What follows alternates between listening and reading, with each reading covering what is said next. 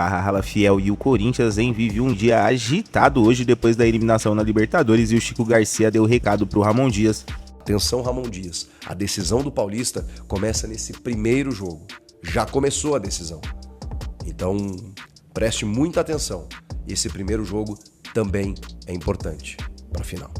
E tem informação importante de dentro do vestiário sobre Rodrigo Garro que preocupa e possíveis desdobramentos dentro do clube envolvendo a comissão técnica. Então já deixa o like, se inscreve no canal, ativa o sininho para ficar por dentro de tudo sobre o Timão e bora acompanhar o vídeo.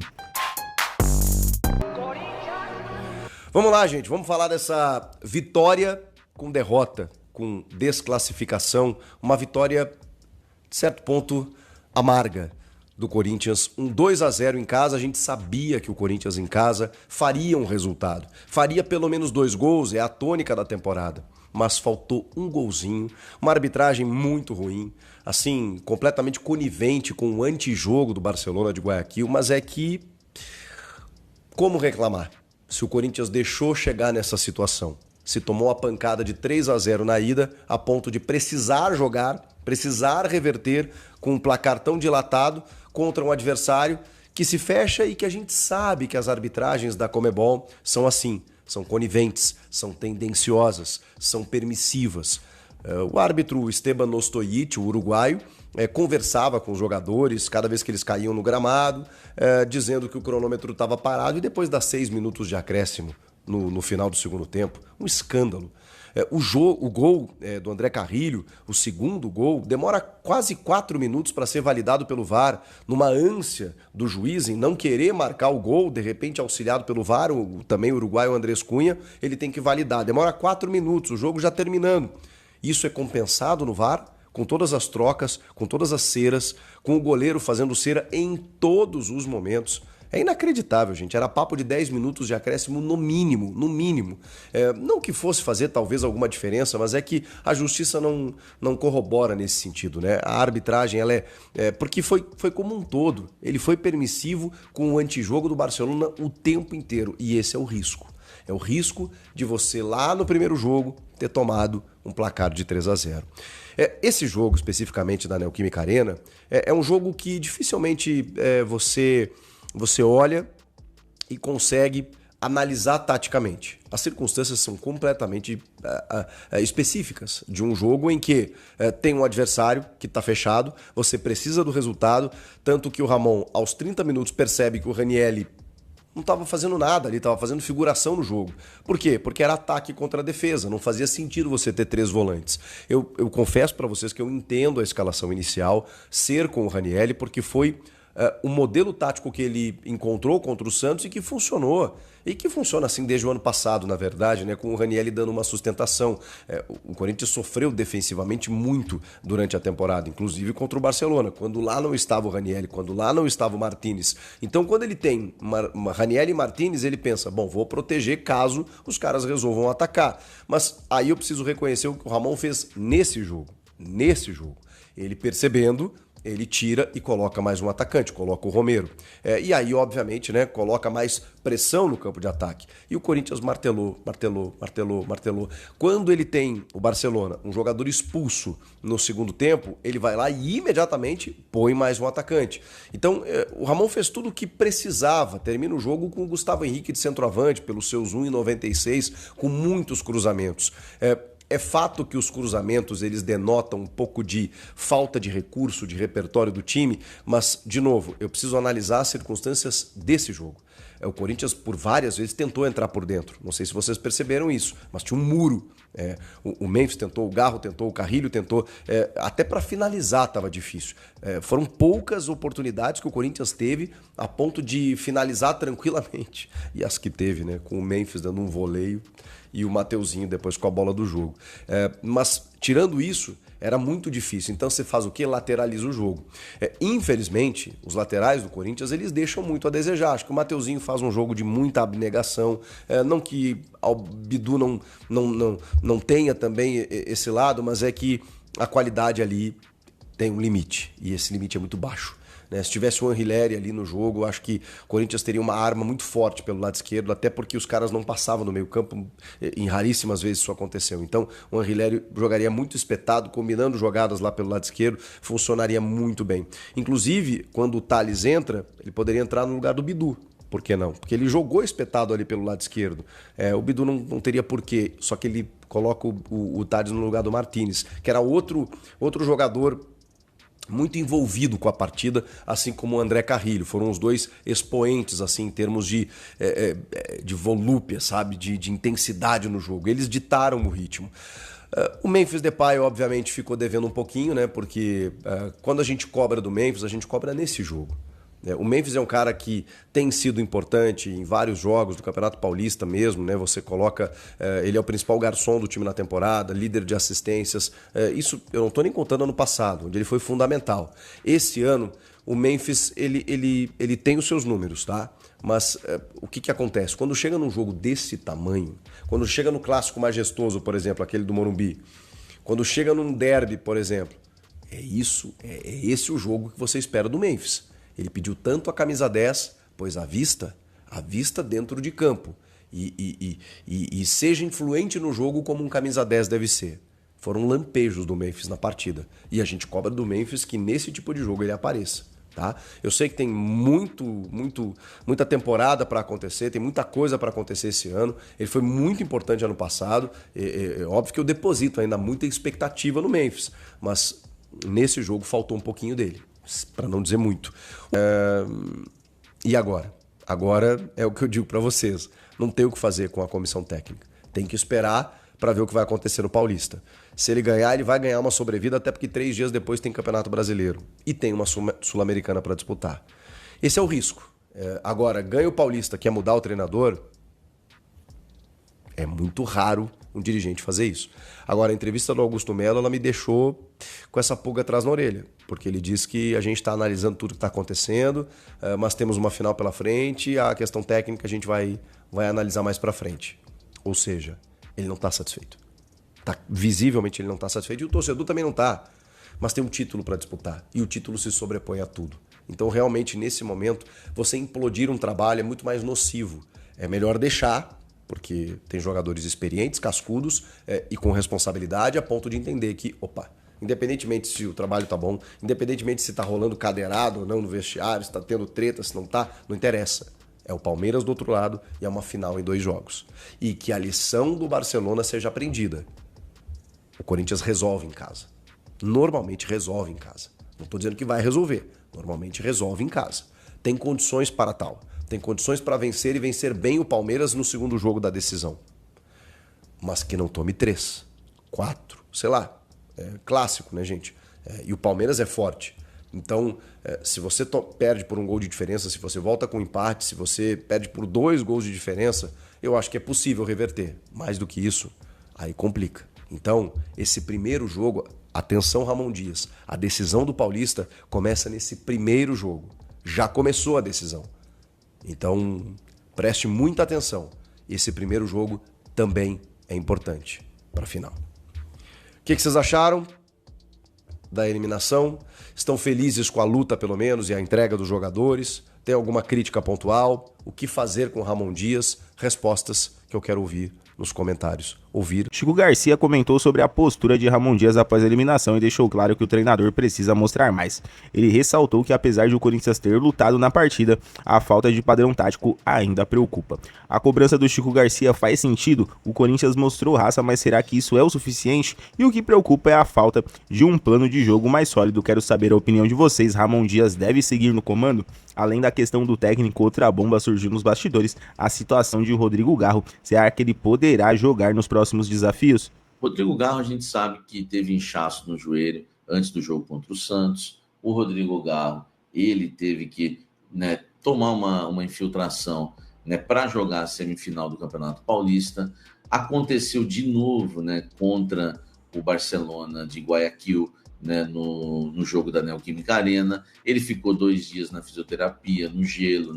Ele precisa de todos os cuidados porque ele tem uma lesão crônica, tá? Patelar no joelho esquerdo. Então a situação do Rodrigo Garro é sempre essa, ele vai ter esse tipo de dor durante a temporada, como já teve na temporada 2024, se foi escondida. Uma fonte me disse o seguinte hoje, tá? Samir, eu sei que você está falando muito sobre essa questão das dores do Garro, tá?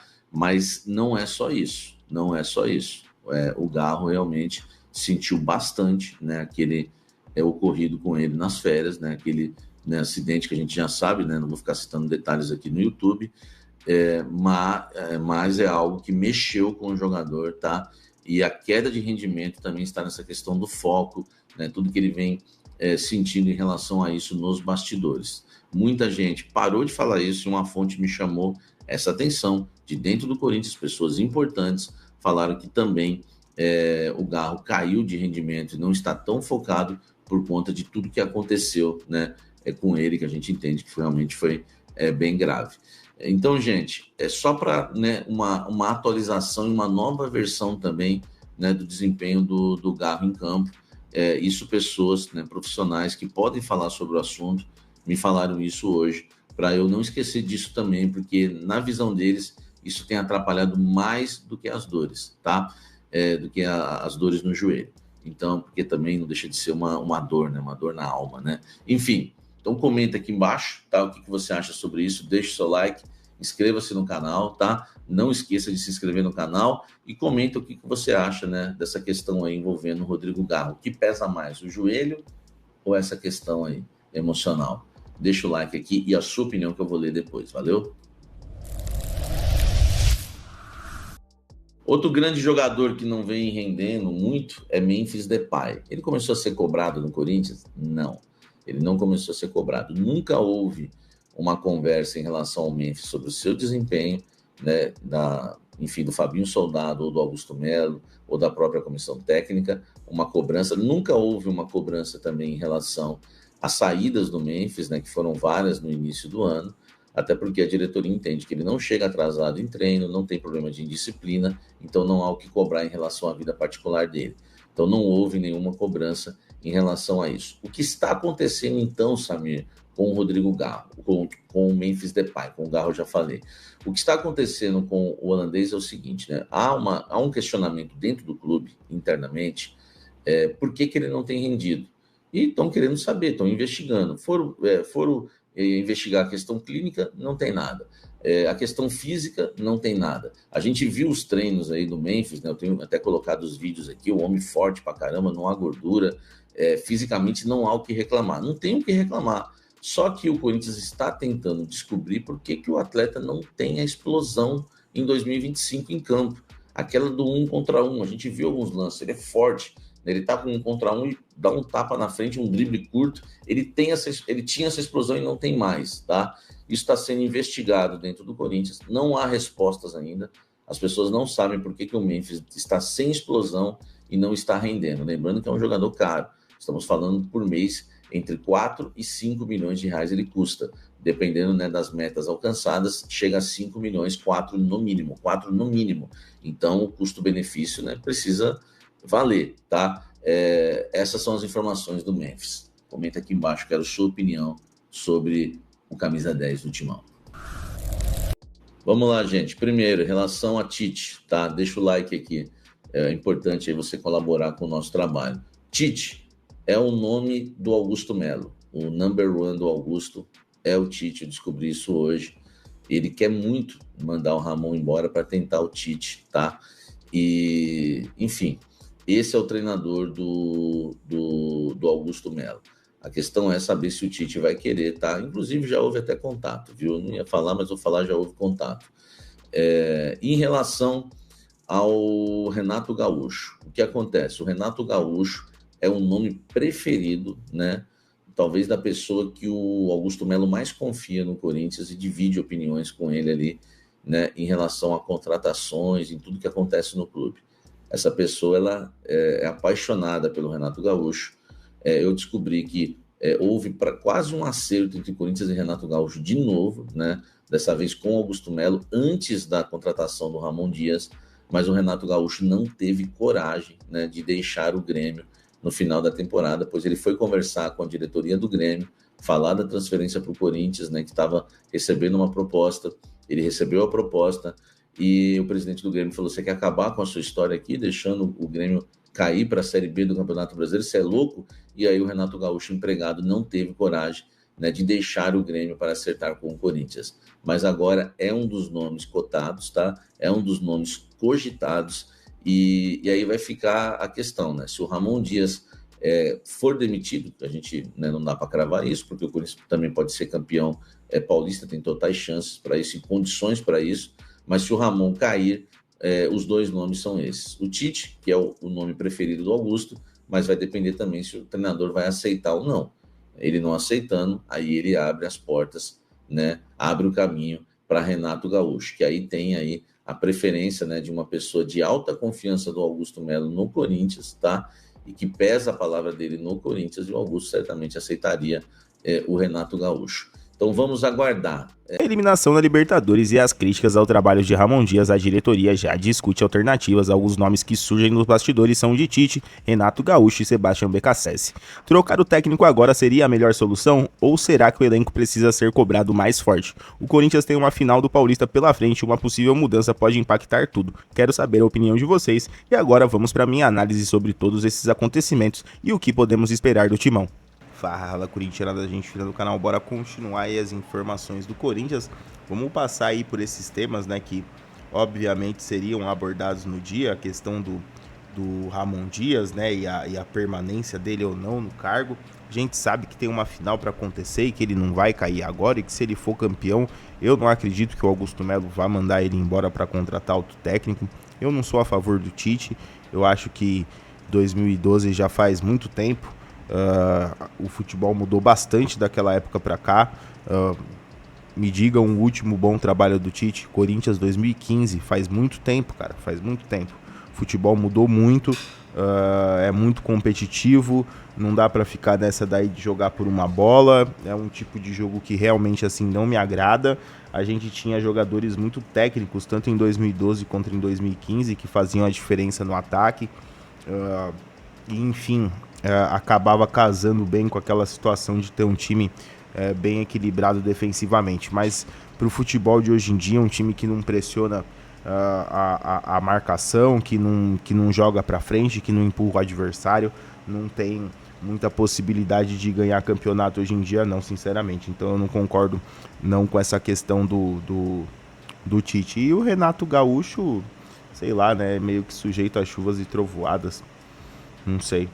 Enfim, só que, galera, falar um pouquinho com vocês mais aqui do jogo, dessa situação toda envolvendo o Corinthians que já tem aí final, né, primeiro jogo da final, e eu acho que essa parte ela é bem importante, que a final começa já nesse primeiro jogo. Esse ponto é muito importante para ser considerado pelo elenco do Corinthians, não só pelo técnico do Corinthians, porque ele tem sua parcela de culpa, mas por que o time não pode jogar que nem jogou ontem a maioria das partidas? Por que o time não pode jogar que nem jogou ontem? Não poderia ter jogado que nem jogou ontem lá no Equador, em Guayaquil, contra o Barcelona? Por quê? Ontem deu para ver que o nível de Corinthians e Barcelona, apesar, lógico, de o Barcelona ter se proposto a jogar daquela forma por causa do resultado do jogo, mas o Corinthians não deixou o Barcelona respirar em momento nenhum. Vocês acham que se o Corinthians não tivesse deixado o Barcelona jogar, eles não tinham jogado numa boa que nem eles jogaram lá em Barcelona, lá em Guayaquil? É óbvio que eles teriam. Então eu fico assim, a única pergunta que eu me faço é essa, da questão de que por que o time não consegue empenhar esse tipo de futebol na maior parte dos jogos. Em jogos decisivos, jogos de mata-mata, jogos importantes, até dentro de casa. Mesmo dentro de casa, eu acho que eu não me lembro muito, não. Até dessa equipe que teve bons jogos de mais intensidade. Ano passado, a maioria das 9 vitórias que o Corinthians teve, se vocês forem prestar atenção, foi impondo intensidade, foi pressionando o adversário lá na frente, foi atacando de forma rápida, com transição, com triangulação, sem ficar com muita enrolação e partindo direto para o gol. Eu não me lembro mesmo nesses jogos de um jogo com tanta intensidade quanto foi colocado nesse jogo. Então eu acho que sim, se essa intensidade fosse colocada em mais jogos, a coisa ia sair muito melhor. Eu só queria entender o porquê que isso não acontece, essa que é a minha dúvida. Aí eu não sei se o vínculo do técnico com a equipe, sei lá, de uma forma mais frágil, um cara um pouco mais amigão, o Emiliano a gente sabe que é mais amigão dos atletas, né? Não sei se isso atrapalha nessa questão dos jogadores se empenharem ou não dentro de campo. Enfim, erros tem de todas as partes, mas eu só queria que a galera lá se conscientizasse que se eles jogassem os jogos da forma que eles jogaram ontem, e eles já que logo, se eles jogaram ontem do jeito que jogaram, logo eles conseguem fazer isso mais vezes, e se eles fizerem isso, a tendência é de dar bom. Então é só isso que eu espero, parte física, enfim. Então, assim, não é todo jogo que o jogador vai fazer uma baita de uma partida, mas se o time como um todo jogar daquela forma, os jogadores que tiverem bem no dia vão se destacar, como foi o caso, por exemplo, do Thales Magno ontem. O Thales Magno não é um jogador tão efusivo de dribles, pelo menos não foi assim nos jogos que eu vi dele pelo Corinthians. Ontem ele parecia o Ronaldinho Gaúcho jogando, lógico, né? Ponderadas as comparações, vocês me entendem aqui. Então, assim, muito por quê? Porque o time proporcionou isso, o time estava em cima, o time estava toda hora com a bola, estava empurrando o Barcelona para trás, então proporcionou que o Thales Magno ontem, estando num dia inspirado, fez muito boas jogadas quando entrou na partida. Podia ter sido o Memphis, que podia estar inspirado ontem, teria feito grandes jogadas também. Não foi o caso ontem, não estava bem para jogar. Mas enfim, de qualquer forma, eu acredito que o time desempenhando dessa forma aí, ele não tem, batata, vai conseguir conquistar título e muita coisa boa nesse ano e nas próximas temporadas, se conseguir manter a base do time, que tem jogadores aí que tem uma idade ainda que dá para se manter por mais tempo no time.